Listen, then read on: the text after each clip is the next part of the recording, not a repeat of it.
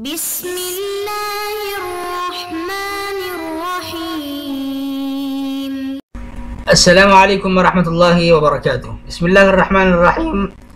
آج ہمارا سبق عرض کی اقسام سے متعلق ہے۔ فلاسفہ نے تقریباً کوئی 9 قسمیں بیان کی ہیں، جبکہ متکلمین حضرات نے چند مشہور قسموں کو یہاں پر ذکر فرمایا۔ عرض کا ان میں حصر نہیں ہے، عرض میں اور اقسام بھی ہو سکتی ہیں۔ یہاں پر جو اقسام ذکر کی جا رہی ہیں ہمارے ماتن اور شارح نے جن کو بیان فرمایا ہے، ہم بھی انہی اقسام کی وضاحت کرنے کی کوشش کریں گے۔ تو فرماتے ہیں کہ العرض کالالوان، اعراض رنگوں کی طرح ہیں۔ الوان جمع لون، رنگ کی جمع الوان آتی ہیں۔ وہ اصولها، اور ان کے اصول کیا ہیں، یعنی رنگوں کو کن اصولوں سے بنایا جاتا ہے، کن رنگوں سے لیا جاتا ہے۔ وہ اصولها، اور ان کے اصول کہتے ہیں قیل، کہا جاتا ہے 2 ہیں، السواد والبیاض، کالا اور سفید۔ یعنی کالا رنگ سفید رنگ میں ملائیں گے تو جو رنگ ہمیں حاصل ہوگا، اس رنگ میں اگر ہم سفید رنگ ملا دیں گے مزید تو ایک تیسرا رنگ بن جائے گا، کوئی اور رنگ آ جائے گا۔ اور اگر اسی رنگ میں جو کالے اور سفید کو ملانے سے ہمیں رنگ حاصل ہوا، اگر اس رنگ میں ہم کالا رنگ ملائیں گے تو کوئی اور چوتھا رنگ بن جائے گا۔ تو اصول بنیادی طور پر سفید اور کالا رنگ، یہ 2 رنگ ہیں۔ وقیلہ، ایک اور قول یہ بھی کیا گیا، کہا جاتا ہے کہ الحمرۃ، لال رنگ، والخضرۃ، سبز رنگ یعنی ہرا رنگ، والصفرۃ، زرد رنگ یعنی پیلا رنگ، یہ 5 رنگ ہیں۔ ایضا وقیل الحمرۃ والخضرۃ والصفرۃ ایضا، کہ اصول میں اصول الوان میں لال، ہرا اور پیلا رنگ بھی ہے۔ والبواقی بالترکیب، اور باقی اسی طرح ہیں، یعنی سفید اور کالا بالترکیب، ملانے سے، کہ ان میں سے جب ہم کچھ رنگوں کو ملائیں گے تو کچھ رنگ حاصل ہوں گے، انہی رنگوں میں ہم دیگر کچھ اور انہی اصولوں میں سے کچھ اور رنگ ہم ملائیں گے تو کوئی نئے رنگ بن جائیں گے، نئے رنگ ہمیں یوں حاصل ہوتے رہیں گے۔ اب الوان اصل میں یہ موجود ہیں یا نہیں؟ بعض فلاسفہ نے ویسے الوان کا انکار کیا ہے۔ بعض فلاسفہ کہتے ہیں کہ لون حقیقت میں نہیں ہے، لون یہ ایک ہم اس کو فرض کر لیتے ہیں اور یہ پھر ہمیں نظر آتا ہے، حقیقت میں لون موجود نہیں ہے، ان کا کوئی اس بات نہیں ہے، یہ خیال ہے ہمارا، ایک خیالی چیز ہے۔ مثال کے طور پہ فلاسفہ کہتے ہیں کہ سفیدی جو نظر آتی ہے اس کی کوئی حقیقت نہیں ہوتی، بلکہ نہایت باریک اجزاء میں، بہت چھوٹے باریک، نہایت باریک اجزاء میں شفاف اور چمکدار ہوا مل جاتی ہے، اس سے وہ ایک سفید رنگ بن جاتا ہے۔ یا اگر پانی میں، جیسے پانی کی ایک سمندر کی جھاگ وغیرہ اٹھتی ہے تو ہمیں وہ سفید رنگ نظر آنے لگتا ہے کہ وہ جھاگ ہیں، تو وہ یہ کہتے ہیں کہ دیکھیے نہایت باریک اجزاء ہیں اور ہوا بھی تیز چل رہی ہے، تو جب یہ اس میں ملتی ہے، شفاف اجزاء ملتے ہیں چمکدار، تو آپ کو لگتا ہے کہ یہ سفید رنگ اس میں بن رہا ہے، حالانکہ یہاں پہ سفیدی کا کوئی اپنا وجود نہیں ہے۔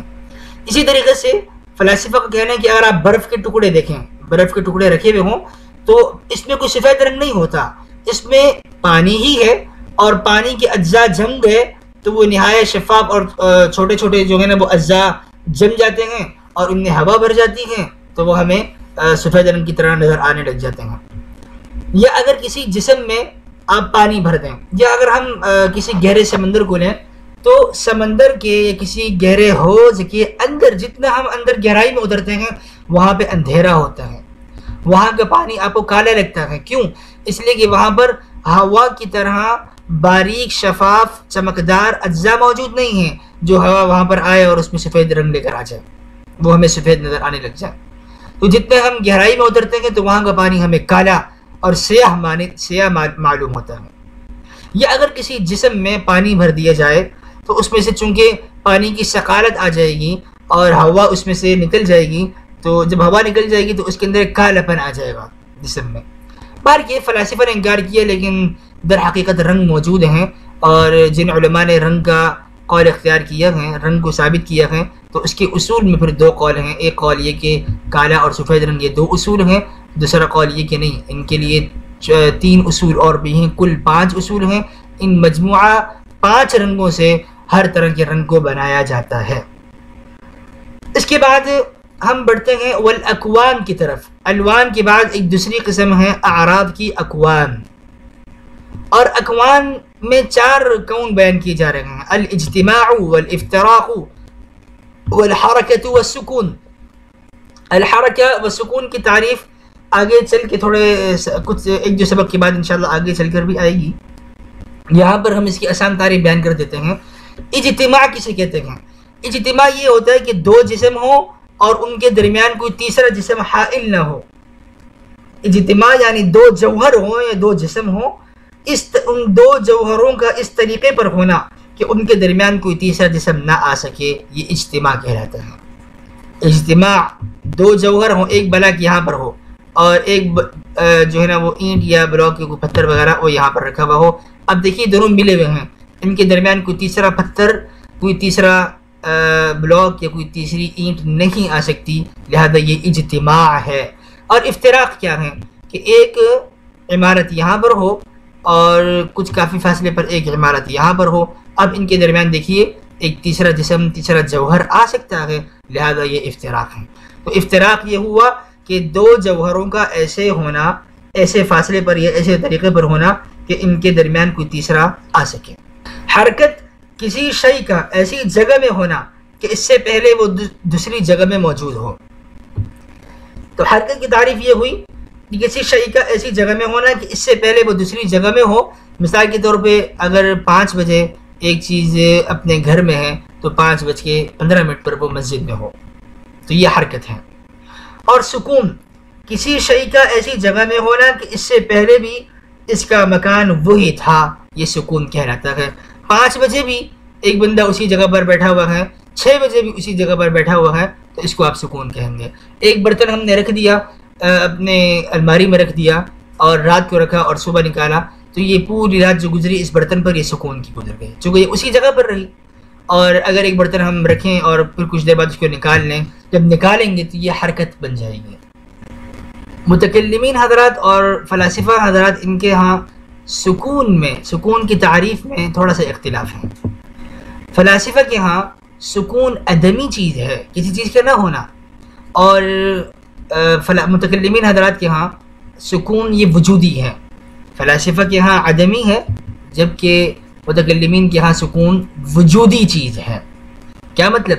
ایک چیز کا 11 بج کر بھی وہ اسی جگہ پر تھی اور 11 بج کر یا 12 بج کر بھی وہ چیز اسی جگہ پر تھی، تو یہ اس چیز کی حرکت نہیں ہوئی. اور یعنی ایک چیز کا ایک ہی وقت میں، ایک چیز کا ایک جگہ پر 2 الگ الگ وقتوں میں ہونا، یہ سکون ہے. متکلمین کے ہاں ایک شے کا 2 الگ الگ وقتوں میں ایک جگہ پر ہونا یہ سکون ہے. تو ہونا یہ وجودی ہوا، لہذا متکلمین کے ہاں سکون وجودی ہوا. وجود کسی چیز کا پایا جانا ایک ہی جگہ پر 2 الگ الگ وقتوں میں. جبکہ فلاسفہ کے ہاں سکون عدمی چیز ہے. فلاسفہ تعریف کرتے ہیں سکون اسے کہتے ہیں عدم الحرکت عما من شأنه ان يتحرك، اس چیز کا حرکت نہ کرنا جس کی شان یہ ہے، اس کے مناسب یہ کہ وہ حرکت کرے، تو حرکت نہ کرنا سکون ہے. لہذا فلاسفہ کے ہاں سکون کیا ہوا؟ عدمی ہوا. ان کے ہاں حرکت نہ کرنا یہ ایک عدمی چیز ہے.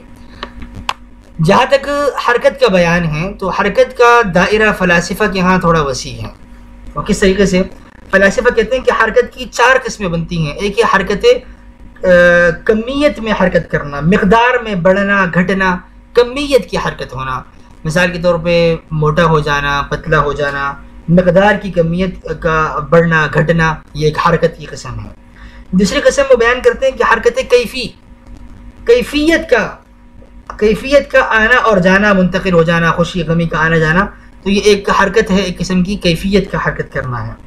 تیسرا وہ کہتے ہیں حرکت وضعی حرکت کا کرنا، ایک وجہ سے دوسری وجہ کا اختیار کر لینا.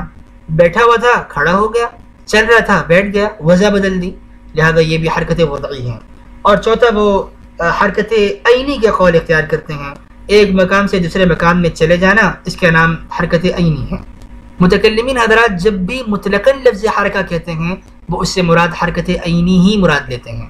متکلمین کے ہاں اس سے مراد حرکت عینی ہی ہوتی ہیں، الا کہ کبھی کبھار وہ حرکت کے اطلاق حرکت وضعی پر بھی کر لیتے ہیں کہ ایک وجہ سے دوسری وجہ میں منتقل ہو جانا، اس کو بھی وہ حضرات جو ہے حرکت کے اطلاق سے مراد لے لیتے ہیں. باقی رہا ایک صورت سے ایک دم دوسری صورت کا آ جانا جس کے اندر تدرج نہ ہو، تدریجاً وہ چیز تبدیل نہ ہو، جیسے آگ جو ہے وہ ایک دم بجھ جائے اور ایسا ایسا نہیں بلکہ ایک دم ختم ہو جائے، بجھ جائے، تو اس کو یہ حضرات متکلمین حضرات حرکت سے تعبیر نہیں کرتے بلکہ اس کو یہ کون اور فساد سے تعبیر دیتے ہیں، اس کی یہ تعبیر کون اور فساد سے کرتے ہیں، حرکت سے اس کو تعبیر نہیں کرتے۔ بہرکیف فلاسفہ کے ہاں حرکت کی 4 قسمیں ہیں، کمی، کیفی، وضعی اور عینی، جبکہ متکلمین حضرات حرکت سے صرف ایک ہی قسم مراد لیتے ہیں، لیکن کبھی کبھار لفظ حرکہ بول کے عینی اور کبھی کبھی اسے وضعی بھی مراد لے لیتے ہیں۔ تو ہم نے اعراض کی 2 قسمیں جان لیں، الالوان والاکوان، مزید آگے اس کی 2 قسمیں اور ہیں، وہ انشاءاللہ ہم اپنے آئندہ کے سبق میں جانیں گے۔ سبحان اللہ وبحمدہ، سبحانک اللہم وبحمدک، نشہد ان لا الہ الا انت، نستغفرک ونتوب الیک۔ سبحان ربک رب العزة عما یصفون وسلام علی المرسلین والحمد للہ رب العالمین، والسلام علیکم ورحمۃ اللہ وبرکاتہ۔